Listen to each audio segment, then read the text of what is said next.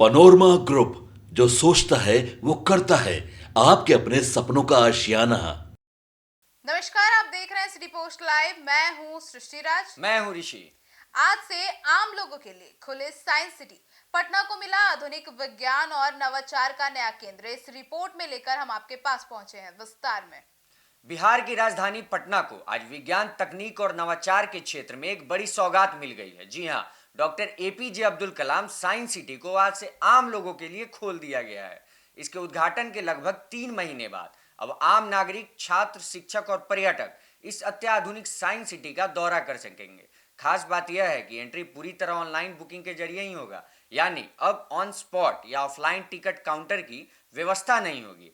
यह science city न केवल बिहार बल्कि पूरे पूर्वी भारत में विज्ञान को लोकप्रिय बनाने और वैज्ञानिक सोच विकसित करने की दिशा में एक ऐतिहासिक कदम मानी जा रहा है। 3 महीने बाद ही आखिर क्यों खुला यह जनता के लिए। आपको बता दें, doctor APJ Abdul Kalam science city का उद्घाटन पहले ही किया जा चुका था, लेकिन उद्घाटन के बाद यहां तकनीकी ट्रायल, सुरक्षा जांच, इंटरेक्टिव गैलरियां की टेस्टिंग की जा रही थी और डिजिटल सिस्टम और ई टिकटिंग प्लेटफॉर्म की तैयारी की जा रही थी। जैसे कई प्रमुख कार्य और भी किए जा रहे थे। इन्हीं कारणों से इसे आम लोगों के लिए खोलने में लगभग 3 महीने का समय लग गया। अब सभी व्यवस्थाएं पूरी होने के बाद इसे पूरी तरह से जनता के लिए खोल दिया गया है। सिर्फ ऑनलाइन टिकट ही बुक होगी, बदली एंट्री व्यवस्था। साइंस सिटी में प्रवेश के लिए ई टिकटिंग पोर्टल लॉन्च कर दिया गया है। प्रशासन ने साफ किया है कि ऑफलाइन टिकट काउंटर उपलब्ध नहीं होगा। मौके पर पहुंचकर टिकट नहीं मिलेगा। टिकट केवल ऑनलाइन बुकिंग से ही मिलेगा। ई टिकट मोबाइल या प्रिंट कॉपी दिखाकर एंट्री संभव है।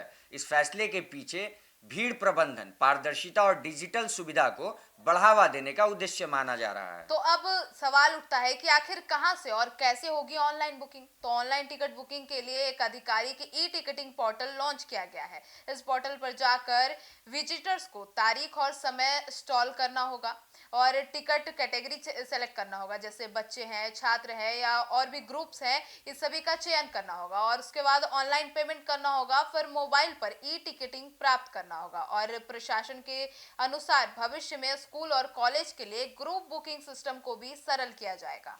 Doctor APJ Abdul Kalam science city क्या है, इसमें खास बात, इस साइंस सिटी को भारत के पूर्व राष्ट्रपति और महान वैज्ञानिक डॉक्टर एपीजे अब्दुल कलाम के नाम पर रखा गया है। इसका उद्देश्य केवल मनोरंजन नहीं बल्कि सीखते हुए विज्ञान को महसूस करना है।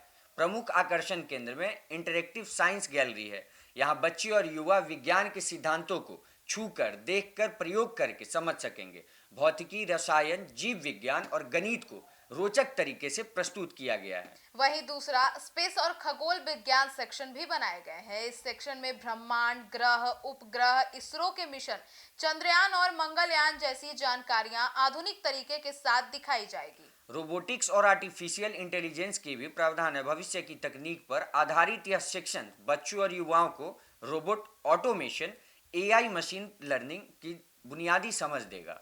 वहीं 3D थिएटर और साइंस शो भी होगा। यहाँ विज्ञान से जुड़े विशेष जो विषय है उस पर 3D फिल्में, लाइव साइंस शो, डेमो प्रयोग दिखाए जाएंगे, जिससे सीखना और भी रोचक हो जाएगा। पर्यावरण और जलवायु परिवर्तन गैलरी भी है। इस सेक्शन में ग्लोबल वार्मिंग, जलवायु परिवर्तन, जैव विविधता, पर्यावरण संरक्षण जैसे गंभीर विषयों को सरल भाषा और उद्देश्य माध्यम से समझाया गया है। जी हाँ, छात्रों और शिक्षकों के लिए यह खास क्यों है, यह भी आपको बता दें। Doctor APJ Abdul Kalam science city को खास तौर पर स्कूल के छात्रों, कॉलेज के युवाओं, शिक्षकों के लिए डिजाइन किया गया है। यहाँ पाठ्यक्रम से जुड़ी चीजें, प्रयोग आधारित शिक्षा, करियर ओरिएंटेशन और वैज्ञानिक सोच का विकास जैसी सुविधाएं दी जाएगी। शिक्षा विभाग के आधारित का मानना है, अधिकारियों का मानना है कि यह साइंस सिटी कोचिंग संस्कृति से हटकर सीखने का नया विकल्प बनने वाला है। पर्यटन के लिहाज से पटना को बड़ा फायदा होने वाला है। जी हाँ, अब तक पटना को धार्मिक और ऐतिहासिक पर्यटन के लिए जाना जाता था, लेकिन साइंस सिटी खुलने के बाद शैक्षणिक पर्यटन, फैमिली टूरिज्म, स्टूडेंट टूर को नया आयाम मिलेगा। इससे होटल, ट्रांसपोर्ट, लोकल बिजनेस को भी आर्थिक फायदा भी मिल सकता है।